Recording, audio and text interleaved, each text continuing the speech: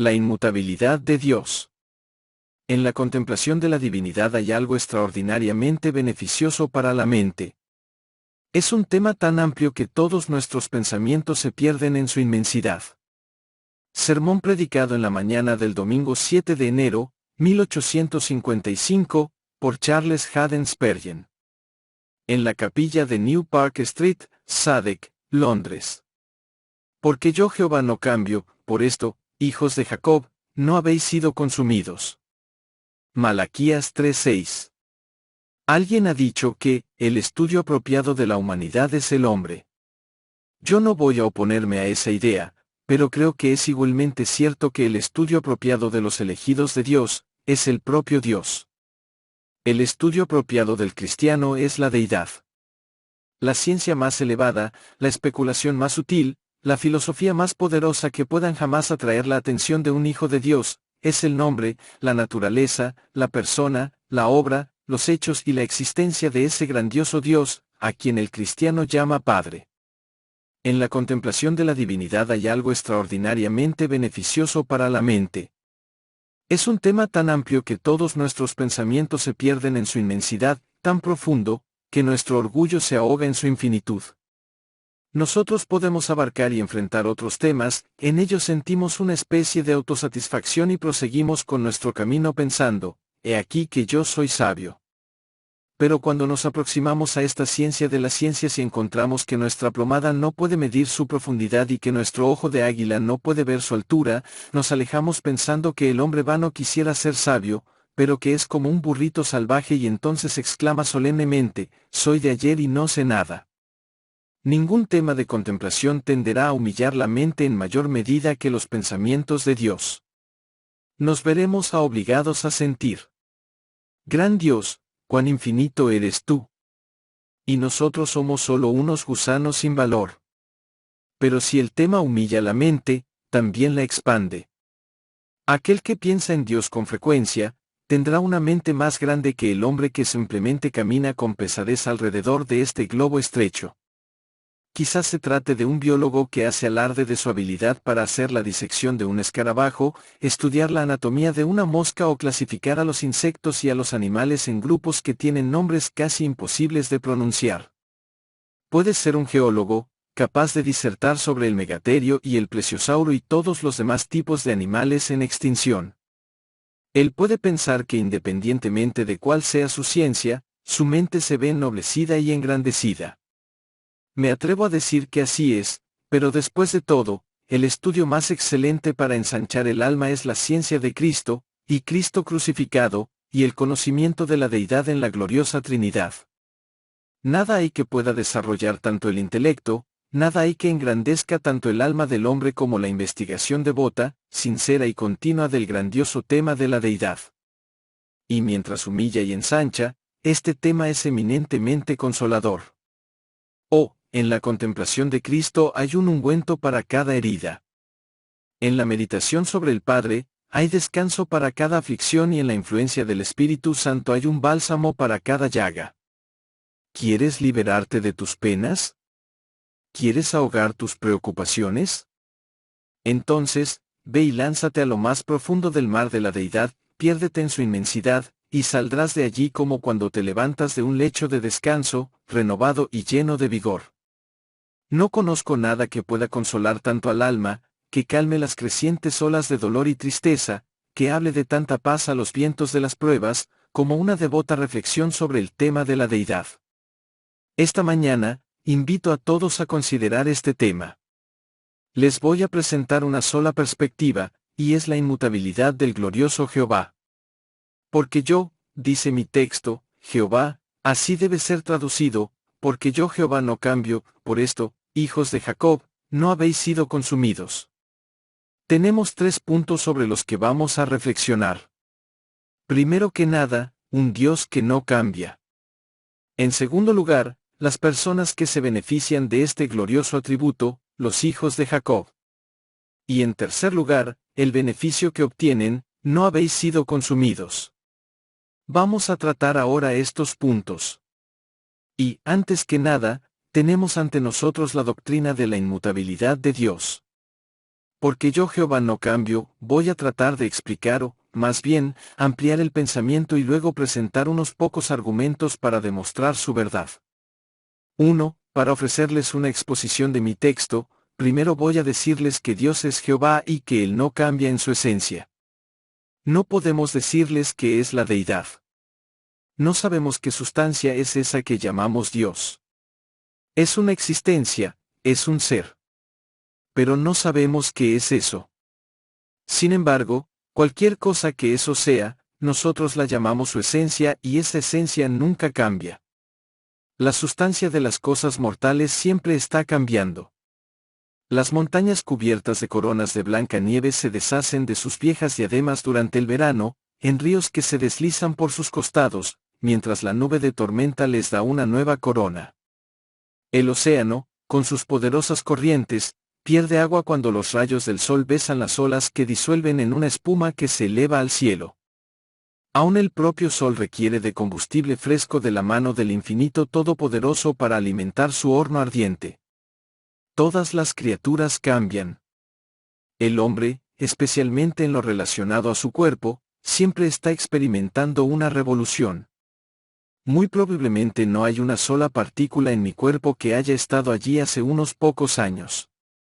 Esta estructura ha sido desgastada por la actividad, sus átomos eliminados por la fricción, partículas frescas de materia se han acumulado constantemente en mi cuerpo y así ha sido renovado. Su sustancia ha cambiado. Este mundo está hecho de un material que siempre está discurriendo como un arroyo. Unas gotas están huyendo mientras otras las están persiguiendo, manteniendo siempre lleno el arroyo, pero siempre cambiando en sus elementos. Pero Dios es perpetuamente el mismo. No está hecho de ninguna sustancia o materia, sino que es puro espíritu, un espíritu esencial y etéreo y, por tanto, Él es inmutable. Él permanece por siempre el mismo. No hay arrugas en su frente eterna. La edad no lo ha debilitado ni los años lo han marcado con los recuerdos de su vuelo. Él ve que pasan las edades, pero en lo que a Él concierne, es siempre ahora. Él es el gran yo soy, el gran inmutable. Observen que su esencia no sufrió un cambio cuando se unió con la naturaleza humana. Cuando Cristo en años pasados se vistió con un cuerpo mortal, la esencia de su divinidad no fue cambiada. La carne no se volvió Dios, ni Dios se volvió carne por medio de un cambio real de naturaleza. Las dos naturalezas fueron unidas en una unión hipostática, pero la deidad permaneció siendo la misma. Era la misma cuando él era un bebé en el pesebre, como era la misma cuando extendió las cortinas del cielo. Era el mismo Dios que colgó de la cruz y cuya sangre se derramó en un torrente púrpura. El mismo Dios que sostiene al mundo sobre sus sempiternos hombros, sostiene en sus manos las llaves de la muerte y del infierno. Nunca ha sufrido cambios en su esencia, ni siquiera en su encarnación. Él permanece para siempre, eternamente, como el único Dios inmutable, el Padre de las luces, en quien no hay variabilidad, ni siquiera la sombra de un cambio. 2. Él no cambia en sus atributos. Cualesquiera que hayan sido los atributos de Dios en el pasado, son los mismos atributos ahora. Y podemos cantar acerca de cada uno de ellos, como era en el principio, es ahora y será por siempre, mundo sin término. Amén. ¿Era el poderoso? ¿Era él el poderoso Dios cuando con su voz mandó que se hiciera el mundo desde el vientre de la no existencia? ¿Era él el omnipotente cuando encumbró las montañas y excavó las cavernas del profundo océano? Sí, era poderoso entonces y su brazo no se ha debilitado ahora. Él es el mismo gigante con todo su poder. La savia de su alimento aún está húmeda y la fortaleza de su alma permanece firme para siempre. ¿Era el sabio cuando constituyó este poderoso globo, cuando puso los cimientos del universo? ¿Tenía sabiduría cuando planeó el camino de nuestra salvación y cuando desde toda la eternidad él diseñó sus tremendos planes? Sí, y él es sabio ahora. Él no es menos hábil, él no tiene un menor conocimiento. Sus ojos que ven todas las cosas no se han debilitado. Sus oídos que oyen todas las exclamaciones, suspiros, sollozos y gemidos de su pueblo, no se han endurecido con los años que Él ha escuchado todas sus plegarias. Él es inmutable en su sabiduría. Sabe tanto ahora como siempre, ni más ni menos.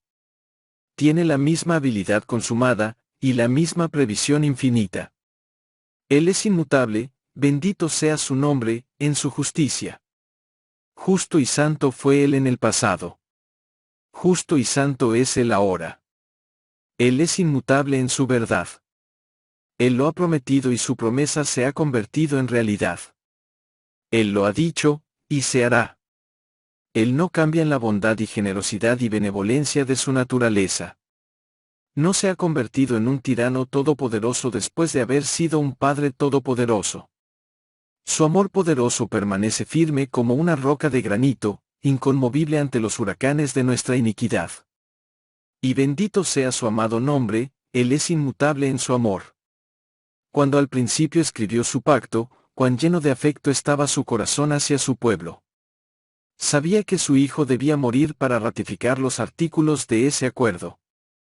Sabía muy bien que debía arrancar de sus entrañas a su bienamado a fin de enviarlo a la tierra para que se desangrara y muriera. No dudó en firmar ese poderoso pacto. Ni se evadió de su cumplimiento. Él ama tanto ahora como amó entonces. Y cuando los soles dejen de brillar y las lunas cesen de mostrar su tenue luz, Él todavía amará por toda la eternidad. Tomen cualquier atributo de Dios, y yo voy a escribir semper idem sobre ese atributo, es decir, siempre igual. Tomen cualquier cosa que puedan decir de Dios ahora, y esto puede decirse no solamente en el oscuro pasado, sino que también en el brillante futuro. Siempre será lo mismo, porque yo Jehová no cambio. 3. De la misma manera, Dios es inmutable en sus planes. Ese hombre comenzó a construir, pero no tuvo la capacidad de terminar y, por lo tanto, cambió su plan, al igual que lo haría cualquier hombre sabio en su misma situación. Entonces, procedió a construir sobre un cimiento menor y recomenzó su obra. Pero, ¿acaso se ha dicho alguna vez que Dios comenzó a construir mas no tuvo la capacidad de terminar? De ningún modo.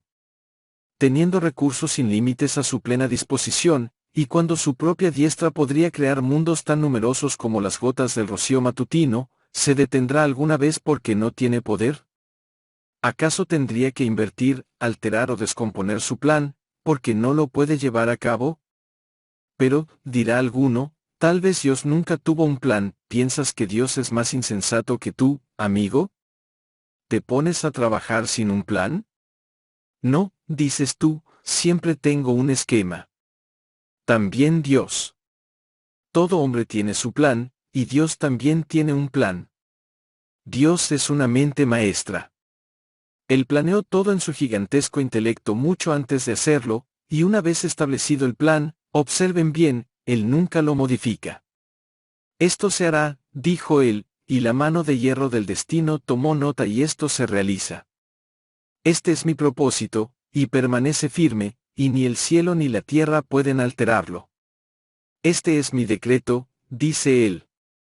Ángeles, promúlguenlo, aunque los demonios traten de arrancarlo de las puertas del cielo, no podrán alterar el decreto, que éste se cumplirá. Dios no altera sus planes. ¿Por qué habría de hacerlo? Él es todopoderoso y, por lo tanto, puede realizar su deseo. ¿Por qué habría de alterar sus planes? Él lo sabe todo y, por lo tanto, no se puede equivocar en sus planes. ¿Por qué habría de alterarlos? Él es el Dios eterno y, por lo tanto, no puede morir antes que su plan se lleve a cabo. ¿Por qué habría de cambiar? Ustedes, átomos de existencia sin ningún valor, cosas efímeras de un día, que ustedes, insectos que se arrastran sobre la hoja del laurel de la existencia, que ustedes pueden cambiar sus planes, pero Él nunca, nunca cambia los suyos. Puesto que Él me ha dicho que su plan es salvarme, por eso, yo soy salvo. Mi nombre de la palma de su mano. La eternidad no podrá borrar. Impreso en su corazón permanece. Con la marca de la gracia indeleble. 4. De la misma manera Dios es inmutable en sus promesas. Nos agrada hablar acerca de las dulces promesas de Dios, pero si pudiéramos suponer alguna vez que una de ellas pudiera cambiar, no las volveríamos a mencionar más. Si yo pensara que los cheques del Banco de Inglaterra no se pudieran cambiar la semana entrante, no aceptaría recibir un cheque. Y si yo pensara que las promesas de Dios no se van a cumplir, si yo pensara que Dios no tendría ningún problema en alterar alguna palabra de sus promesas, entonces adiós a las Escrituras. Yo necesito cosas inmutables, y encuentro que tengo promesas inmutables cuando abro la Biblia y leo, para que por dos cosas inmutables, en las cuales es imposible que Dios mienta, Él ha firmado, confirmado y sellado cada una de sus promesas. El Evangelio no es sí y no, no es prometer algo hoy y negarlo mañana. El Evangelio es sí, sí, para gloria de Dios. Creyente, hubo una promesa muy motivadora que recibiste ayer, y esta mañana cuando abriste tu Biblia la promesa no era dulce. ¿Sabes por qué? ¿Piensas que la promesa cambió? Ah, no. Tú cambiaste. Ese es el problema. Te habías estado comiendo algunas uvas de Sodoma y tu boca no tenía la capacidad de saborear adecuadamente lo espiritual y no pudiste detectar la dulzura. Pero la misma miel estaba allí, puedes estar seguro de ello, la misma esencia preciosa. Oh. Dice un hijo de Dios, yo una vez construí mi casa firmemente sobre algunas promesas estables, vino un viento y yo dije, oh Señor, estoy abatido y estaré perdido. Las promesas no fueron abatidas, los cimientos están allí, fue tu pequeña cabaña de madera, heno, hojarasca, que tú habías estado construyendo. Fue eso lo que se cayó. Tú eres el que ha sido sacudido estando sobre la roca, no la roca que está debajo de ti. Pero déjame decirte cuál es la mejor manera de vivir en el mundo. He escuchado que un caballero le dijo a un hombre de piel negra, no puedo entender cómo tú siempre estás tan contento en el Señor, mientras yo estoy a menudo deprimido. Pues bien, mi amo, dijo él, metiendo completamente sobre la promesa, allí permanezco. En cambio usted está de pie sobre la promesa, si el equilibrio es débil y si sopla el viento, usted se cae y luego exclama, me he caído, en cambio yo me tiendo enteramente sobre la promesa desde el principio y es por eso que no temo caer. Entonces debemos decir siempre, Señor, allí está la promesa, te corresponde a ti cumplirla, yo me tiendo enteramente sobre la promesa. No debo permanecer de pie. Eso es lo que tú deberías hacer, postrarte sobre la promesa. Y recuerda, cada promesa es una roca, una cosa inmutable. Por lo tanto, arrójate a sus pies, y descansa allí para siempre. 5. Pero ahora viene una nota discordante para arruinar el tema. Para algunos de ustedes Dios es inmutable en sus amenazas. Si cada promesa se mantiene firme, y cada juramento del pacto se cumple, escucha tú, pecador. Pon atención a la palabra. Oye los tañidos fúnebres de tus esperanzas carnales. Observa el funeral de tus confianzas en la carne. Cada amenaza de Dios, así como cada una de sus promesas se cumplirán. Hablemos de decretos. Te diré un decreto, mas el que no creyere, será condenado. Ese es un decreto, y un estatuto que nunca puede cambiar. Puedes ser tan bueno como quieras, ser tan moral como puedas, ser tan honesto como desees, caminar tan derecho como puedas. Sin embargo, allí está la amenaza inmutable, mas el que no creyere, será condenado. ¿Qué dices a eso, moralista? Oh, quisieras poder alterarlo y decir, aquel que no viva una vida santa será condenado. Eso podrá ser cierto, pero no es lo que dice. Dice, el que no creyere. Aquí está la piedra de tropiezo y la roca que hace caer, pero eso no lo puedes alterar. Debes creer o ser condenado, dice la Biblia, y fíjate bien, esa amenaza de Dios es tan inmutable como Dios mismo. Y cuando hayan transcurrido 1000 años de tormentos en el infierno, mirarás a lo alto y verás escrito en letras ardientes de fuego, mas el que no creyere, será condenado. Pero, Señor, yo soy un condenado. Sin embargo, dice, será, aún. Y cuando 1 millón de edades se hayan desplegado, y estés exhausto en medio de tus dolores y agonías, volverás tus ojos hacia lo alto y todavía leerás, será condenado. Este decreto es inmutable, inalterable. Y cuando tú habrás podido pensar que la eternidad ya ha tejido su último hilo, que cada partícula de eso que nosotros llamamos eternidad deberá haberse extinguido, tú todavía verás escrito allá arriba, será condenado. ¡Oh, qué terrible pensamiento! ¿Cómo me atrevo a decirlo? Pero debo hacerlo. Ustedes deben ser advertidos, señores, para que no vayan ustedes también a este lugar de tormento. Se le debe decir cosas ásperas a ustedes, pues si el Evangelio de Dios no es una cosa áspera, la ley es una cosa áspera, el monte Sinaí es una cosa áspera. Ay del atalaya que no amoneste al impío. Dios es inmutable en sus amenazas. Ten mucho cuidado, oh pecador, pues horrenda cosa es caer en manos del Dios vivo. 6. Debemos sugerir otro pensamiento antes de proseguir, y es, Dios no cambia en los objetos de su amor. Es inmutable no solamente en su amor, sino en los objetos de su amor. Si alguna vez sucediera que alguna oveja de Cristo se perdiera, ¡ay! Mi alma débil y voluble se perdería 1000 veces al día. Si un amado santo de Dios pereciera, todos lo harían, si alguien bajo el pacto se perdiera, todos podrían hacerlo, y entonces la promesa del Evangelio no sería verdadera. La Biblia sería una mentira y no habría nada en ella digno de mi aceptación.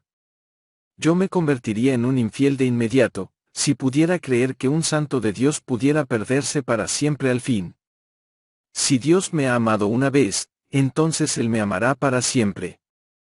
Si Jesús brilló sobre mí una vez, entonces Jesús es para siempre mío. Los objetos de un amor eterno nunca cambian. A quienes Dios ha llamado, los ha de justificar, a quienes ha justificado, los ha de santificar, y a quien Él santifica, lo ha de glorificar. 7. Así, habiendo dedicado mucho tiempo, tal vez, para simplemente explicar el concepto de un Dios inmutable, voy a tratar de demostrar ahora que Él no es cambiable. Yo no soy un predicador argumentativo, pero voy a formular un argumento, que es, la misma existencia, y el ser de Dios, me parece a mí que implican inmutabilidad. Permítanme reflexionar por un momento. Hay un Dios. Este Dios rige y gobierna todas las cosas, este Dios creó el mundo y Él lo sostiene y lo mantiene. ¿Cómo será este Dios? Me parece ciertamente que no podemos pensar en un Dios mutable. Concibo que el pensamiento es tan repugnante al sentido común, que si nosotros pensamos por un momento en un Dios que cambia, las palabras parecen chocar entre sí, y estamos obligados a decir, entonces debe ser un tipo de hombre, y llegar a la idea de un Dios de la misma manera que lo han hecho los mormones. Me imagino que es imposible concebir a un Dios cambiante. Al menos lo es para mí. Otros podrán ser capaces de pensar eso, pero yo no podría considerarlo ni por un momento. Yo no podría pensar que Dios es mutable, de la misma manera que no me puedo imaginar un cuadrado redondo o ninguna otra cosa absurda por el estilo. Ese concepto de un Dios cambiante es tan contradictorio, que estoy obligado a incluir la idea de un ser inmutable tan pronto digo Dios. ¿Son ustedes hombres de fe, amados hermanos? ¿Saben ustedes lo que es caminar por fe, obtener su alimento temporal por fe, depender del maná espiritual para vivir, todo esto por fe? 8. Bien, pienso que un argumento será suficiente, pero podemos encontrar otro en el hecho de la perfección de Dios. Creo que Dios es un ser perfecto. Entonces, si Él es un ser perfecto, Él no puede cambiar. ¿Pueden ver esto? Supongan que yo soy perfecto hoy. Si fuera posible que yo cambiara, ¿sería yo perfecto mañana después de la alteración? Si yo cambié, debí haber cambiado de un estado bueno a uno mejor. Y entonces, si puedo mejorar, no puedo ser perfecto ahora. O también pude haber cambiado de un estado mejor a uno peor, y si estuviera en una peor condición no hubiera sido perfecto al principio. Si soy perfecto, no puedo ser alterado y no volverme imperfecto. Si soy perfecto hoy, me debo mantener igual mañana, si voy a mantener mi perfección. Así, si Dios es perfecto, Él debe ser el mismo, pues el cambio implicaría imperfección ahora o imperfección después. 9. También está el hecho de la infinitud de Dios, que elimina completamente el concepto de cambio. Dios es un ser infinito. ¿Qué significa eso?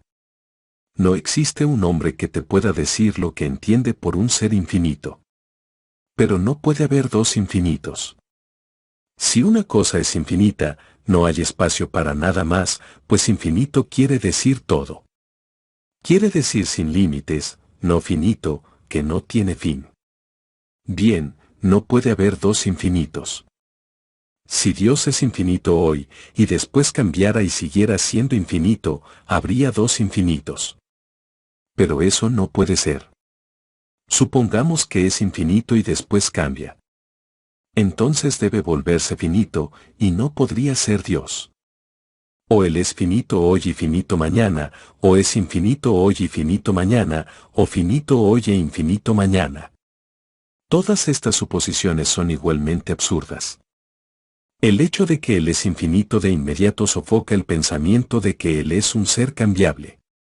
La palabra, inmutabilidad, está escrita sobre la propia frente de la infinitud. 10. Ahora, queridos amigos, miremos al pasado, y allí vamos a recoger algunas evidencias de la naturaleza inmutable de Dios. ¿Ha hablado Jehová y no lo ha cumplido? ¿Lo ha jurado y no ha sucedido? ¿Acaso no puede decirse de Jehová, Él ha hecho toda su voluntad y ha cumplido todo su propósito? Miren a las ciudades de los filisteos. Dios dijo, lamenta Asdod, y ustedes puertas de Gaza, pues ustedes serán derribadas, y ¿dónde están ahora, dónde está Idem? Pregunten a Petra y a sus murallas en ruinas. ¿Acaso su eco no repetirá la verdad que Dios ha dicho, Idem será una presa y será destruido? ¿Dónde está Babel y dónde está Nínive? ¿Dónde Moab y dónde Amón? ¿Dónde están las naciones que Dios dijo que destruiría? ¿Acaso Dios no las ha arrancado de raíz y las ha arrojado lejos del recuerdo de los que habitan en la tierra? ¿Y acaso Dios ha echado fuera a su pueblo? ¿Alguna vez se ha olvidado de su promesa? ¿Alguna vez no ha cumplido su juramento o su pacto, o se ha apartado alguna vez de su plan? Ah, no. Señalen alguna instancia en la historia en la que Dios haya cambiado. No podrán hacerlo, señores, pues a través de toda la historia, resalta el hecho de que Dios ha sido inmutable en sus propósitos. Me parece que oigo que alguien dice, yo puedo recordar un pasaje de la Escritura donde Dios cambió. Y yo mismo pensé eso una vez. El caso al que me refiero es ese de la muerte de Ezequías.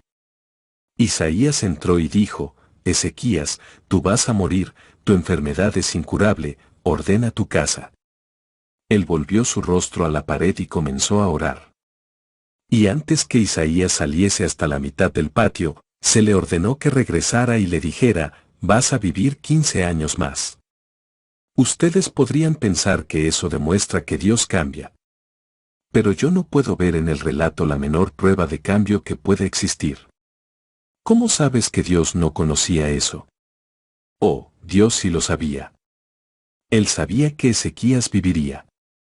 Por tanto, él no cambió, pues si él sabía eso, ¿cómo podía cambiar? Eso es lo que yo quisiera saber. Pero, ¿conoces un pequeño detalle? Que el hijo de Ezequías, Manasés, no había nacido entonces, y que si Ezequías hubiera muerto, no hubiera existido Manasés, y no hubiera existido Josías, ni tampoco Cristo, porque Cristo vino precisamente de ese linaje. Ustedes podrán comprobar que Manasés tenía 12 años cuando su padre murió, de tal manera que debió haber nacido 3 años después de estos hechos. ¿Y no creen ustedes que Dios había decretado el nacimiento de Manasés, y lo conocía de antemano? Ciertamente. Entonces, él decretó que Isaías fuera y le dijera a Ezequías que su enfermedad era incurable, y que después le dijera, en el mismo aliento, he aquí que yo te sano y tú vivirás. Él dijo eso para incitar a Ezequías a la oración. Habló, en primer lugar, como hombre, de acuerdo con las probabilidades humanas tu enfermedad es incurable, y te vas a morir. Después esperó hasta que Ezequías orara, y luego vino un pequeño, pero, al final de la frase. Isaías no había terminado la frase. Él dijo, debes ordenar tu casa, pues no hay humana cura, pero, y después salió, Ezequías oró un poco, y después entró de nuevo y dijo, pero he aquí que yo te sano, ¿acaso hay alguna contradicción allí, excepto en el cerebro de quienes luchan contra el Señor, y desean convertirlo en un ser cambiante? 2. Ahora, en segundo lugar, permítanme decir una palabra sobre las personas para quienes este Dios inmutable es un beneficio. Porque yo Jehová no cambio, por esto, hijos de Jacob, no habéis sido consumidos. Entonces, ¿quiénes son los hijos de Jacob, que pueden gozarse en un Dios inmutable? 1. En primer lugar, son los hijos de la elección de Dios, pues está escrito, a Jacob amé, mas a Esaú aborrecí, pues no habían aún nacido, ni habían hecho aún ni bien ni mal. Está escrito, el mayor servirá al menor. Los hijos de Jacob son los hijos de la elección de Dios, que por gracia soberana son creyentes, por un eterno designio. Ellos reciben gracia y gloria. Los hijos de Jacob son los elegidos de Dios. Son los que Él conoció de antemano y ordenó de antemano para salvación eterna. 2. Los hijos de Jacob, quiere decir, en segundo lugar, personas que gozan derechos y títulos especiales. Jacob, ustedes saben, no tenía derechos por nacimiento, pero él pronto los adquirió. Él cambió un guisado de lentejas con su hermano Esaú, y así ganó la primogenitura.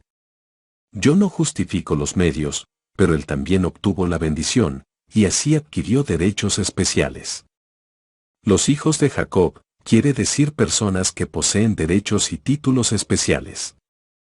A los que creen, Él les dio la potestad y el derecho de ser hechos hijos de Dios. Ellos tienen un interés en la sangre de Cristo.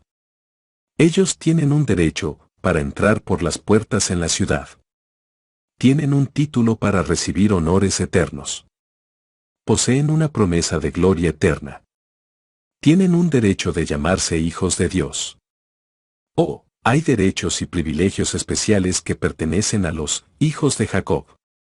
3. Luego, estos hijos de Jacob eran hombres de manifestaciones especiales. Jacob había tenido manifestaciones muy especiales de su Dios, y así había sido honrado grandemente. Una vez, una noche se acostó y durmió, tenía los setos del camino por cortinas, y el cielo por su pabellón, una piedra por almohada, y la tierra por cama. Oh, entonces él tuvo una manifestación peculiar. Había una escalera y él vio a los ángeles de Dios que ascendían y descendían. Así tuvo una manifestación de Cristo Jesús, como la escalera que llega de la tierra hasta el cielo, y los ángeles subían y bajaban trayéndonos misericordias. Posteriormente, ¿qué manifestación tuvo lugar en Magenem, cuando los ángeles de Dios se encontraron con él? Y también en Peniel, donde luchó con Dios, y vio a Dios cara a cara. Esas fueron manifestaciones especiales. Y este pasaje se refiere a aquellos que, como Jacob, han tenido manifestaciones peculiares. Ahora, ¿cuántos de ustedes han tenido manifestaciones personales? Oh. Dicen, eso es entusiasmo, eso es fanatismo. Bien, es un bendito entusiasmo, también, pues los hijos de Jacob han tenido manifestaciones peculiares. Han hablado con Dios como un hombre habla con su amigo. Han susurrado al oído de Jehová. Cristo ha estado con ellos para cenar con ellos, y ellos con Cristo. Y el Espíritu Santo ha iluminado sus almas con un poderoso brillo radiante, de tal manera que no podían tener dudas acerca de esas manifestaciones especiales. Los hijos de Jacob son los hombres que gozan de estas manifestaciones. 4. Asimismo, son hombres de pruebas muy especiales. Ah, pobre Jacob. Yo no elegiría la suerte de Jacob, si no tuviera la expectativa de la bendición de Jacob, pues su suerte fue muy difícil. Tuvo que huir de la casa de su padre, llegando a la casa de Labán. Y luego ese viejo y rudo Labán lo engañó todos los años que permaneció allí. Lo engañó con lo relacionado con su esposa, lo engañó en materia de sueldos, lo engañó con los rebaños, y lo engañó a lo largo de su historia. Eventualmente tuvo que huir de Labán, quien lo persiguió dándole alcance. Enseguida vino Esaú con 400 hombres para vengarse y descuartizarlo. Después siguió un espacio de oración, y después Jacob luchó y tuvo que seguir el resto de su vida con el hueso de su cadera dislocado. Pero un poco más adelante, Raquel, su amada, murió. Después su hija es llevada a descarriarse y los hijos asesinan a los de Siquem. Muy pronto su amado hijo José es vendido y llevado a Egipto, y viene la hambruna. Luego Rubén se sube al lecho de Jacob y lo contamina. Judá comete incesto con su propia nuera. Todos sus hijos se convierten en una plaga para Jacob. Finalmente, Benjamín es llevado lejos.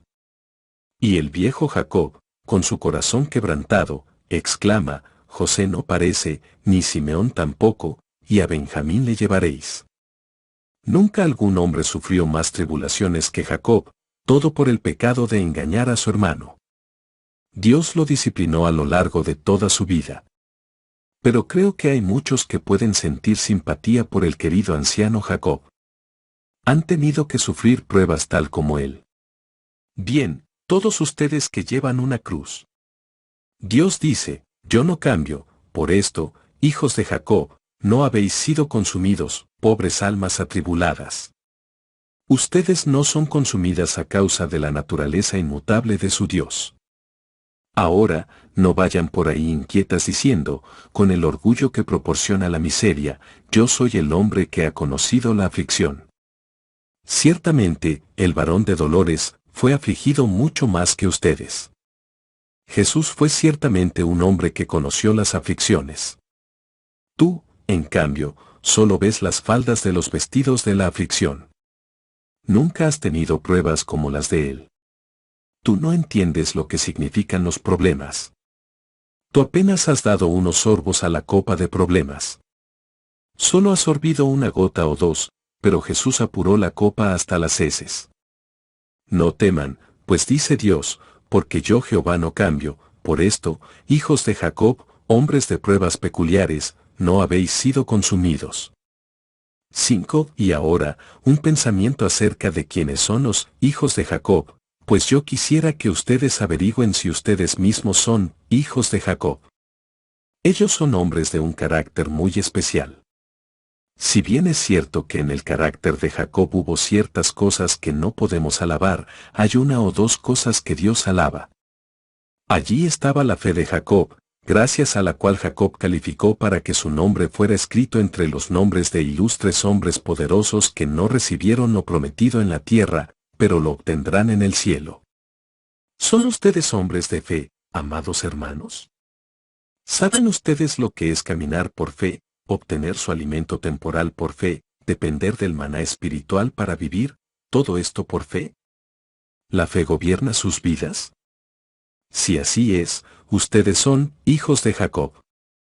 Continuando, Jacob era un hombre de oración, un hombre que luchaba y que gemía y que oraba. Por allá veo a un hombre que no oró antes de venir a la casa de Dios. Ah, tú, pobre pagano, ¿acaso no oras? No, responde él, no se me ocurrió tal cosa, durante años no he orado. Bien, espero que lo hagas antes de que mueras. Si vives y mueres sin oración, tendrás mucho tiempo para orar cuando llegues al infierno. Veo allá a una mujer, ella tampoco oró esta mañana, estuvo tan ocupada arreglando a sus hijos para que fueran a la escuela dominical, que no tuvo tiempo de orar. ¿No tuviste tiempo de orar? ¿Tuviste tiempo para vestirte?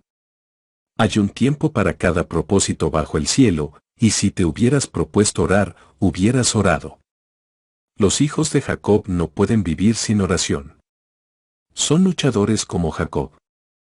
Son hombres en los que el Espíritu Santo obra de tal manera que ya no pueden vivir sin oración, como yo no puedo vivir sin respirar. Ellos deben orar. Señores, presten mucha atención, si ustedes están viviendo sin oración, ustedes están viviendo sin Cristo. Y si mueren así, su porción será en el lago que arde con fuego. Que Dios los redima, que Dios los rescate de una suerte tal. Pero ustedes son los hijos de Jacob, estén tranquilos, pues Dios es inmutable. 3. En tercer lugar, me queda tiempo para decir solo una palabra acerca de otro punto, el beneficio que reciben estos hijos de Jacob de un Dios que no cambia. Por esto, hijos de Jacob, no habéis sido consumidos. ¿Consumidos? ¿Cómo?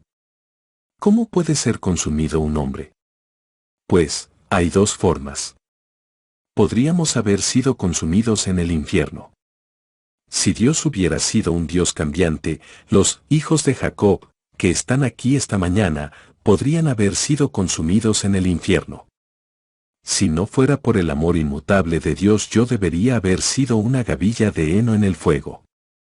Pero hay una forma de ser consumido en este mundo. Existe tal cosa como ser condenado antes de morir, será condenado. Existe tal cosa como estar vivo, pero sin embargo estar absolutamente muerto. Pudimos haber sido abandonados a nuestros propios medios. Y entonces, ¿en dónde estaríamos ahora? Parrandeando con el borracho, blasfemando contra el Dios Todopoderoso. Oh, si Él te hubiera dejado, amado hermano, si Él hubiera sido un Dios que cambia, tú estarías entre los más inmundos de los inmundos, y entre los más viles de los viles. ¿Acaso no puedes recordar en tu vida temporadas similares a las que yo he sentido? He ido directo hasta llegar a los límites del pecado, alguna tentación muy fuerte me ha tomado de mis dos brazos, de tal forma que no podía luchar con ella. He sido empujado, arrastrado por un terrible poder satánico hasta el propio borde de algún hórrido precipicio. He mirado hacia abajo, abajo, abajo, y he visto mi porción. Me he estremecido al borde de la ruina. Me he horrorizado con mis cabellos de punta al pensar en el pecado que he estado a punto de cometer, el horrible hoyo en el que he estado a punto de caer. Un brazo poderoso me ha salvado. Me he replegado exclamando, «Oh Dios». ¿Cómo pude acercarme tanto al pecado y, sin embargo, he podido evitarlo? ¿Cómo pude haber caminado directo al horno y no haber caído, como los hombres vigorosos de Nabucodonosor, que fueron devorados por la llama del fuego? Oh, ¿es posible que yo esté aquí esta mañana, cuando pienso en los pecados que he cometido, y en los crímenes que han pasado por mi perversa imaginación? Sí, yo estoy aquí, sin ser consumido, porque el Señor no cambia. Oh, si Él hubiera cambiado, ya habríamos sido consumidos en una docena de formas. Si el Señor hubiera cambiado, tú y yo deberíamos haber sido consumidos por nosotros mismos, pues, después de todo, el Señor yo es el peor enemigo que tiene el cristiano. Ya habríamos demostrado que somos suicidas de nuestra propia alma. Ya habríamos preparado la copa del veneno para nuestros propios espíritus, si el Señor no fuera un Dios que no cambia, que arrojó la copa lejos de nuestras manos cuando estábamos listos para tomar el veneno. También ya hubiéramos sido consumidos por el propio Dios si no fuera un Dios inmutable. Llamamos a Dios, Padre. Pero no hay ningún padre en este mundo que no hubiera matado a todos sus hijos hace mucho tiempo, harto de la provocación con que los hostigaban, si hubiera recibido la mitad de los problemas que Dios ha recibido de su familia. Dios tiene la familia más problemática de todo el mundo, incrédulos, desagradecidos, desobedientes, olvidadizos, rebeldes, descarriados, murmuradores y de dura cerviz. Qué bueno que Él es misericordioso, pues de lo contrario ya hubiera tomado no solamente la vara, sino la espada contra algunos de nosotros desde hace mucho tiempo. Pero no había nada en nosotros que pudiera ser amado al principio, así que no puede haber menos ahora. John Newton solía contar una rara historia, e invariablemente se reía al contarla, de una buena mujer que decía, para demostrar la doctrina de la elección, «Ah, Señor, Dios debe haberme amado antes de que yo naciera, pues de lo contrario no habría visto nada en mí posteriormente que Él pudiera amar». Estoy seguro que eso es válido en mi caso, y cierto en relación con la mayoría del pueblo de Dios. Pero, puesto que los amó sin obras, todavía los ama sin obras. Puesto que sus buenas obras no ganaron su afecto, las malas obras no pueden suprimir ese afecto.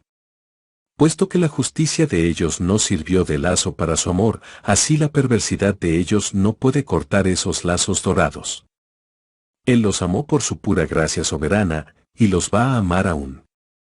Pero nosotros deberíamos haber sido consumidos por el diablo, y por nuestros enemigos, consumidos por el mundo, consumidos por nuestros pecados, por nuestras pruebas, y en cientos de formas más, si Dios hubiera cambiado alguna vez. Bien, se nos ha terminado el tiempo, y ya no me resta decir mucho. Solo he tocado el tema de manera superficial. Ahora se los entrego a ustedes. Que el Señor les ayude a ustedes, hijos de Jacob, a llevar a su casa esta porción de alimento. Digiéranlo bien y aliméntense de él. Que el Espíritu Santo aplique dulcemente las cosas gloriosas que están escritas. Y que ustedes disfruten de un banquete de manjares suculentos, banquete de vinos refinados, de gruesos tuétanos y de vinos purificados. Recuerden que Dios es el mismo, independientemente de lo que se quite. Sus amigos pueden perder el afecto, sus ministros pueden ser cambiados, todo puede cambiar. Excepto Dios. Sus hermanos pueden cambiar y clasificarlos como viles, pero Dios de todas maneras los va a amar. Su situación en la vida puede cambiar, y pueden perder sus propiedades. Toda la vida de ustedes puede ser sacudida y se pueden volver débiles y enfermizos, todas las cosas pueden abandonarlos, pero hay un lugar donde el cambio no puede poner su dedo, hay un nombre sobre el cual no se puede escribir mutabilidad, hay un corazón que no sufre alteraciones, ese corazón es el corazón de Dios, ese nombre es amor. Confía en Él, nunca te va a engañar. Aunque con dificultad creas en Él. Él nunca te abandonará. Ni permitirá que tú lo dejes.